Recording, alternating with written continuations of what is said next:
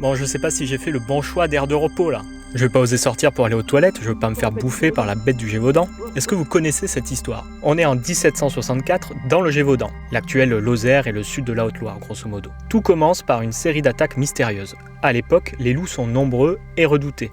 Mais cette fois, l'affaire prend une tournure incroyable. La presse locale, nationale puis étrangère s'enflamme sur des faits divers. On raconte qu'une bête monstrueuse rôde dans les forêts et dévore femmes, hommes et enfants. Le roi en personne finit même par envoyer un détachement militaire pour traquer le monstre. C'est dire si ça prend de l'ampleur. Pendant 3 ans, la terreur règne. On estime que la bête aurait fait entre 88 et 120 victimes, sans compter les troupeaux décimés. Mais au fond, qui était vraiment cette bête? Certains pensent à un loup géant, ou plutôt plusieurs loups. D'autres parlent d'une hyène échappée d'une ménagerie, décrite comme un animal tropical inconnu de nos contrées. Il y a même une théorie qui explique que la bête du Gévaudan ne serait pas un animal, mais bien un humain qui se déguiserait en bête pour commettre des crimes. Alors qu'était vraiment la bête du Gévaudan? Peut-être un mélange de toutes ces théories. On ne sait pas clairement. 3 siècles plus tard, le mystère reste encore entier.